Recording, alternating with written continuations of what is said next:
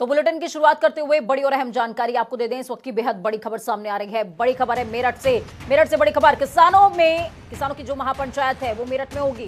बेहद बड़ी खबर आपको बता रहे हैं, महापंचायत में शामिल होंगे सीएम केजरीवाल।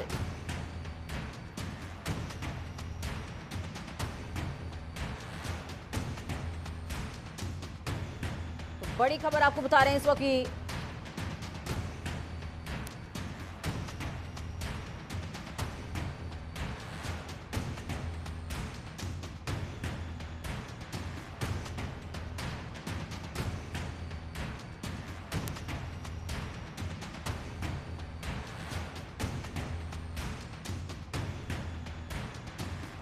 बड़ी खबर सामने आ रही है, मेरठ में किसानों की महापंचायत। बड़ी खबर, अहम जानकारी आपको दे रहे हैं इस वक्त की। बेहद बड़ी खबर, केजरीवाल महापंचायत को संबोधित करेंगे मेरठ में। बड़ी खबर। तो वहीं किसानों से संबंधित एक और बड़ी खबर आ रही है सामने, सहारनपुर से है ये बड़ी खबर। बड़ी खबर, अहम जानकारी आपको सहारनपुर से दे रहे हैं। सहारनपुर में किसानों की महापंचायत, बेहद बड़ी खबर इस वक्त की। महापंचायत में राकेश टिकैत शामिल होंगे। सहारनपुर में महापंचायत हो रही है किसानों की, जिसमें राकेश टिकैत खुद मौजूद रहेंगे।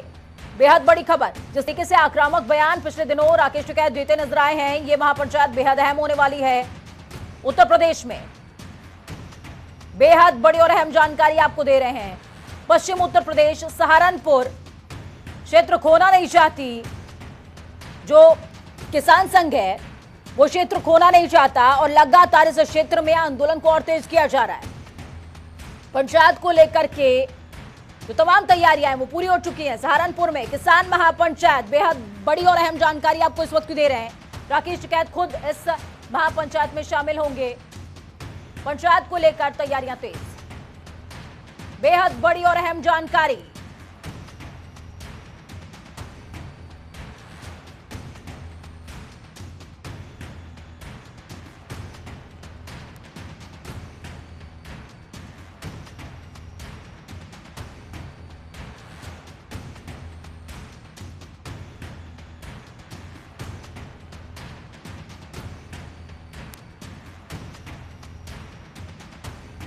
इस खबर पर ज्यादा जानकारी के लिए संकल्प हमारे संवाददाता जुड़ चुके हैं सहारनपुर से हमारे साथ में। संकल्प, क्या कुछ अपडेट है आपके पास? देखिए, बताना चाहूंगा कि आज सहारनपुर के लखनऊ में जो है जी, क्या सुन पा रहे हैं? जी जी बोलिए संकल्प। देखिए, किसान आंदोलन का आज 95वां दिन है। सहारनपुर के लखनऊ में आज राकेश टिकैत महापंचायत के लिए पहुंचने वाले हैं। हालांकि 12 बजे का समय निर्धारित किया है। हजारों किसानों की यहां पहुंचने की संभावना जताई जा रही है। आसपास के जिलों के किसान यहां पहुंचना जो है शुरू हो गए हैं। जी ठीक है, चलिए बहुत बहुत शुक्रिया संकल्प हमारे साथ जुड़ने के लिए, अहम जानकारी साझा करने के लिए। तो रुक करते हैं बनारस का, जहां पर बीजेपी के राष्ट्रीय अध्यक्ष जगत प्रकाश नड्डा और मुख्यमंत्री योगी आदित्यनाथ आज वाराणसी पहुंच चुके हैं। जी हां, राष्ट्रीय अध्यक्ष 2 दिवसीय दौरे पर कार्यकर्ताओं और जनप्रतिनिधियों की बैठक के साथ काशी के क्षेत्र के नवनिर्वाचित कार्यालय का उद्घाटन करेंगे। आपको बता दें, जेपी नड्डा कुछ देर में पहुंचेंगे, जबकि सीएम योगी पहुंच चुके हैं और काशी विश्वनाथ के दर्शन करने का भी उनका शेड्यूल है। मुख्यमंत्री योगी आदित्यनाथ अध्यक्ष के कार्यक्रमों में शामिल भी होने वाले हैं। इससे पहले वो चोलापुर में प्रदेश में संचारी रोग से मुक्ति के लिए महीने भर तक चलने वाले अभियान का शुभारंभ भी करते नजर आए। ये तस्वीरें भी आपको शुभारंभ की दिखा रहे हैं। इस दौरान हरी झंडी दिखाई है सीएम योगी ने। उसके बाद वैन जो है वो रवाना हुई और साथ में फॉगिंग के लिए, तमाम एहतियात बरतने के लिए सूबे के अंदर इस तरीके की तमाम जो योजनाएं हैं वो चलाई जाएंगी और जो स्वास्थ्य कर्मी है उनको भी रवाना किया गया।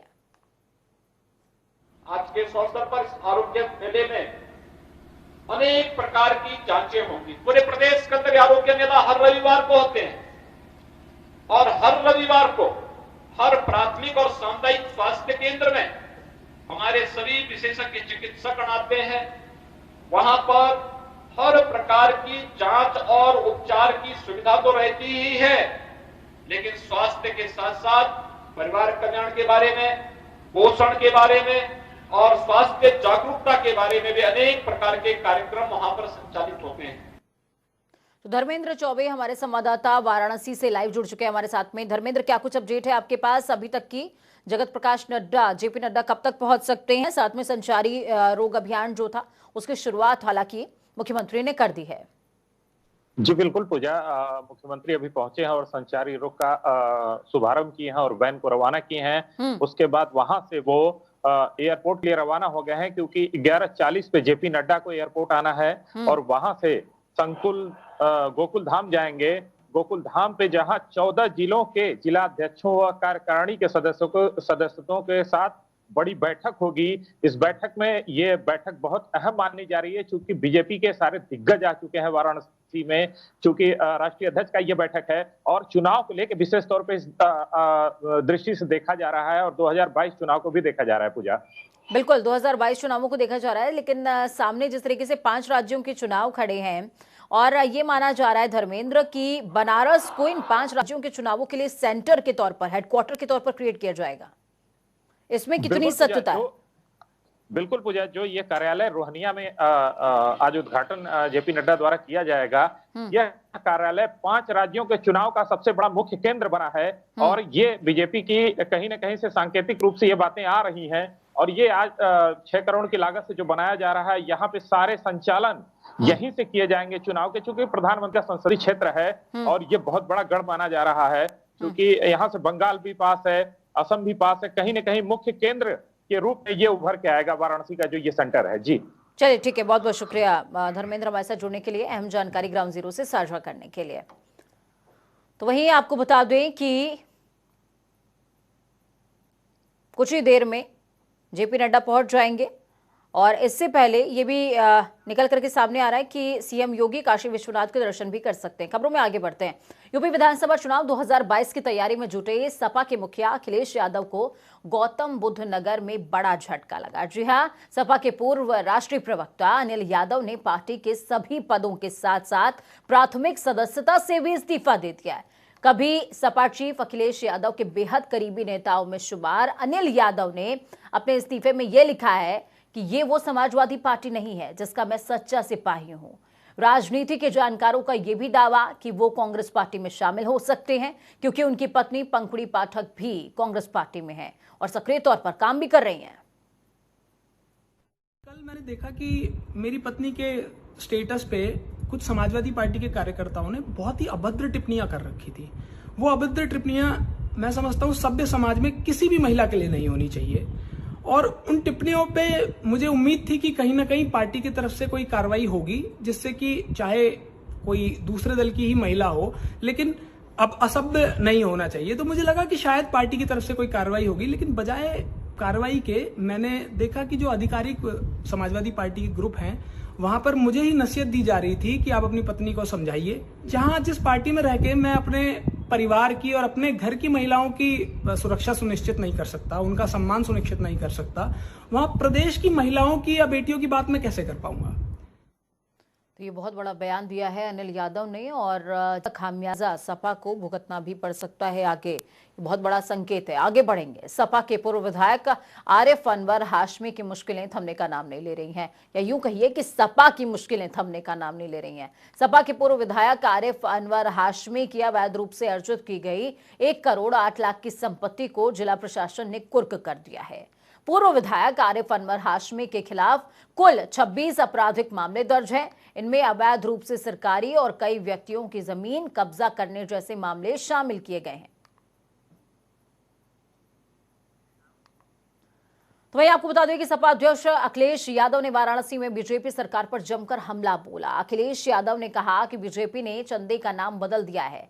अखिलेश ने कहा कि मंदिर में दक्षिणा दिया जाता है, चंदा नहीं दिया जाता, और समाजवादी लोग जिस भी मंदिर में जाते हैं दक्षिणा देते हैं। आज भी जिन मंदिरों में गए दक्षिणा दिया, अयोध्या भी जाएंगे तो दक्षिणा ही देंगे। तो वहीं इस दौरान कई मुद्दों पर केंद्र सरकार और प्रदेश सरकार को घेरते नजर आए। उत्तर प्रदेश विधानसभा चुनाव 2022 और यूपी पंचायत चुनावों को लेकर समाजवादी पार्टी तैयारियों में जुटी हुई है। इस बीच मिर्जापुर के फेमस दरगाह अखिलेश नहीं गए, जिसको लेकर अब जमीनी स्तर पर मुस्लिम समाज में नाराजगी देखने को मिल रही है। आपको बता दें कि कंतुत शरीफ के नाम से प्रसिद्ध मुसलमानों की हजरत ख्वाजा इस्माइल चिश्ती की दरगाह पर अखिलेश नहीं गए। लोग उनका इंतजार कर रहे थे। स्थानीय लोगों ने फूल जो है तैयार रखे थे, दरगाह पर चढ़ाने के लिए चादर तैयार कर रखी थी, लेकिन स्थानीय लोगों ने कहा कि अखिलेश का जो है ये दुर्भाग्य है वो यहां पर नहीं पहुंचे और आगामी चुनावों में उन्हें नुकसान भी इसका उठाना पड़ सकता है। अनूप हमारे साथ में, हमारे संवाददाता लाइव जुड़े हुए हैं लखनऊ से। अनूप, क्या कुछ इसको माना जाए, बहुत सारी बातें हैं सपा के बारे में करने के लिए। सबसे पहले अनिल यादव पर आते हैं। अनिल यादव के तौर पर सपा को बहुत बड़ा झटका लगा है। देखिए पूजा, अगर पूरे मामले में देखा जाए तो चुनावी साल है, ऐसे में अनिल यादव को जाना कहीं ना कहीं समाजवादी पार्टी को भारी पड़ सकता है। इसको मद्देनजर ये भी देखा जा रहा है कि चाहे समाजवादी पार्टी के जो बलरामपुर के पूर्व विधायक हैं उनकी संपत्ति कुर्क होना, यानी कहीं ना कहीं समाजवादी पार्टी की वो जो कदावर नेता, वो बड़े नेता अब कहीं ना कहीं शिकंजे में घिरते नजर आ रहे हैं। अभी तक आजम खां को देखा गया कि आजम खां पर किस तरीके से मुकदमे लगाए गए और अभी भी जेल में है। तो यानी कहीं ये कहा जा सकता चुनावी साल से पहले आजम समाजवादी पार्टी की लगातार मुश्किलें बढ़ रही हैं। लेकिन समाजवादी पार्टी कहीं ना कहीं इसको चुनावी साल को देखते हुए मान रही है, क्योंकि समाजवादी पार्टी के जो बड़े नेता, उनसे हमारी बात हुई तो उनका कहना है कि समाजवादी पार्टी चूंकि दिन पर दिन ग्रोथ कर रही है, बढ़ रही है, उत्तर प्रदेश में फिर से पुनः स्थापित हो रही है। लेकिन सबसे बड़ी बात अनूप, सबसे बड़ी बात सीधे सीधे अनिल यादव ने अलग होते हुए कह दिया कि जिस पार्टी में महिलाओं का सम्मान नहीं है और मैं अपने घर की महिलाओं की सुरक्षा, उनके सम्मान को सुनिश्चित नहीं कर सकता, उस पार्टी में मैं नहीं रह सकता हूं। ये वो समाजवादी पार्टी नहीं है। ये बहुत बड़ा संकेत है। आधी आबादी का रोष झेलना पड़ सकता है समाजवादी पार्टी को। साथ में दूसरी बात, मिर्जापुर गए थे अखिलेश यादव, जिस दरगाह में हमेशा मत्था टेका करते थे, वहां का रुख ही नहीं किया। वहां पर भी जो मुस्लिम समुदाय है वो नाराज है खासा, और उन्होंने ये तक संकेत दिया कि आगामी चुनावों में अखिलेश यादव को इसका खामियाजा भुगतना पड़ेगा। बिल्कुल पूजा, ये बात सही है कि मिर्जापुर में जिस तरीके से, खासकर उत्तर प्रदेश में जिस तरीके से मुस्लिम वर्ग की अगर बात करें तो समाजवादी पार्टी से काफी उम्मीदें रही हैं। समाजवादी पार्टी वो है जो मुस्लिम को साथ लेके चलती है, लेकिन अखिलेश यादव को वहां पर ना जाना, कहीं ना कहीं वहां के स्थानीय लोगों में तो आक्रोश सही है और उनका साफ जिस तरीके से कहना है कि आने वाले चुनाव में हो सकता मुश्किलें वहां पर खड़ी हो जाएं। ये बिल्कुल सही बात है। लेकिन समाजवादी पार्टी के जो करीबी अखिलेश यादव के नेता हैं, उनके जो साथ चलते हैं, उनसे हमारी बात हुई तो उनका कहना था समय का अभाव था, जिसकी वजह से वहां पर नहीं जा पाए हैं। लेकिन वहां के स्थानीय लोगों से या फिर अखिलेश यादव से भी बात हुई तो वो कहीं न कहीं धीरे धीरे वो आपस में ठीक है। जब राजनीति साथ नहीं होती है तो रात बिरात भी सफाई पहुंच जाते हैं कहीं भी। चलिए ठीक है अनूप, हमारे साथ बने रहिए क्योंकि अगली खबर में हमें आपकी जरूरत पड़ेगी। आगे बढ़ते हैं। रिपब्लिकन पार्टी ऑफ इंडिया के अध्यक्ष और केंद्रीय सामाजिक न्याय एवं अधिकारिता राज्य मंत्री रामदास अठावले ने कहा कि 5 राज्यों में होने जा रहे विधानसभा चुनावों में उनकी पार्टी बीजेपी के साथ तालमेल करके चुनाव लड़ना चाहती है। उन्होंने कहा कि अगर बीजेपी ने कुछ सीटें दे दी तो उन सीटों पर आरपीआई अपने उम्मीदवार जरूर उतारेगी, लेकिन अगर बीजेपी से चुनावी तालमेल नहीं बैठता है तो उनकी पार्टी अपने स्वतंत्र उम्मीदवार भी उतार सकती है। उन्होंने कहा कि अगर बीजेपी उनकी पार्टी को सीटें देती है तो उन्हें लगता है कि बीजेपी को ज्यादा फायदा होगा। अभी 5 राज्यों में हमें पूरा विश्वास है कि वेस्ट बंगाल में और असम में, पांडिचेरी में, ये 3 राज्यों में हमको बीजेपी को 100% सफलता मिलेगी, ऐसा हमें पूरा विश्वास है। बाकी के जो 2 राज्य है उसमें तमिलनाडु में मतलब जो AIADMK और बीजेपी का अलायंस है, वहाँ भी रिपब्लिकन पार्टी उनके साथ रहने वाली है। तो तमिलनाडु में भी जरूर DMK को लोकसभा में ज़्यादा सफलता मिली थी, लेकिन अब वहाँ AIADMK और बीजेपी और RPI अलायंस की सरकार आएगी। तो अनूप हमारे साथ में जुड़े हुए लगातार। अनूप, हालांकि ये पार्ट इसमें बाइट का नहीं है, वो हम अगले सेशन में सुना देंगे। ये बोला है रामदास अठावले ने, उन्होंने साफ तौर पर कहा है कि अगर बीजेपी के साथ तालमेल नहीं बैठता है तो 5 जगह जो चुनाव हो रहे हैं वहां पर सेपरेट उम्मीदवार उतारने की तैयारी आरपीआई कर सकती है। देखिए पूजा, केंद्रीय मंत्री रामदास अठावले के हमेशा जो दलित वर्ग का प्रतिनिधित्व करते हैं, उनकी जो बातें हैं वो सरकार तक पहुंचाते हैं। ऐसे में कहीं न कहीं बीजेपी का जो केंद्रीय गठन है, वो गठबंधन है, उसको उसमें एक अहम भूमिका अदा करते हैं और मोदी के खास करीबी के माने जाते हैं। ऐसे में आरपीआई की जो अध्यक्ष हैं जो अठावले, उनका इस तरीके से बयान आना तो कहीं न कहीं बीजेपी को लेकर जिस तरीके से आपस में जो सीटों को बंटवारा को लेकर उन्होंने साफ तौर से कह दिया है। अब इससे ये देखा जा सकता है पूजा, अगर रामदेव अठावले की बात बीजेपी नहीं मानेगी तो कहीं न कहीं वो स्थिति देखने को मिल सकती है। और ये भी कहा है कि अगर हमें सीटें देते हैं, प्रेमपूर्ण चुनौती है, प्रेमपूर्ण चेतावनी है, इसको मान सकते हैं। उन्होंने कहा कि अगर हमें सीटें नहीं मिलती हैं तो हो सकता है कि हम अपने सेपरेट उम्मीदवार दें, लेकिन सीटें मिलती हैं तो बीजेपी को फायदा होगा। चलिए, बहुत बहुत शुक्रिया हमारे साथ जुड़ने के लिए, अहम जानकारी साझा करने के लिए। आगे बढ़ते हैं। परिवहन निगम को पिंक बसों के लिए 26 महिला चालक मिल गई हैं। इनकी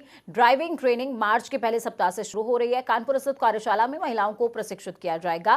पहले इन्हें आपको बता दें कि LMV चलाया जाना सिखाया जाएगा। इसके बाद उन्हें रोडवेज बस चलाने की ट्रेनिंग दी जाएगी। सभी औपचारिकताएं पूरी कर ली गई हैं। अरसे से पिंक बसों के लिए महिला चालकों की तलाश लगातार प्रबंधन की तरफ से जारी थी। कौशल विकास मिशन और रोडवेज प्रबंधन के समग्र प्रयासों से 17 महिला चालकों की सूची अब अंतिम रूप इसको दिया जाना है। प्रशिक्षण की तैयारियां भी शुरू हो चुकी हैं।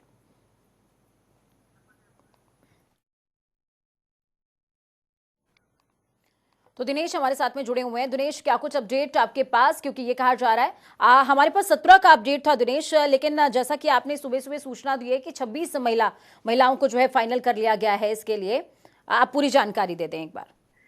जी पूजा जी, जैसा कि आपको बता दूं, GM ट्रेनिंग से आज सुबह मेरी बात हुई है। उन्होंने बताया है कि पूरे प्रदेश से 26 महिलाओं का चयन हुआ है, जिनको कल 1 मार्च से ट्रेनिंग की कार्यशाला शुरू कर दी जाएगी। कानपुर स्थित ट्रेनिंग सेंटर में यह कार्यशाला शुरू हो रही है और यह देश का पहला ऐसा ट्रेनिंग सेंटर है जो महिलाओं को प्रशिक्षित कर रहा है। यह महिलाएं इस ट्रेनिंग के दौरान इनको मानदेय भी दिया जाएगा, 6,000 रुपए। ऐसा GM ने बताया है कि इनको 6,000 रुपए ट्रेनिंग के लिए दिया जाएगा। उसके बाद ये 2 महीने की ट्रेनिंग जब पूरी हो जाएगी तब इनको परमानेंट पिंक बस चलाने का अथॉरिटी मिल जाएगा और ये बसें चलाएंगे। चलिए ठीक है, बहुत बहुत शुक्रिया दिनेश अहम जानकारी साझा करने के लिए। तो पिंक बसों की, रोडवेज की जो पिंक बसेस थी उनकी तलाश फिलहाल खत्म हो चुकी है।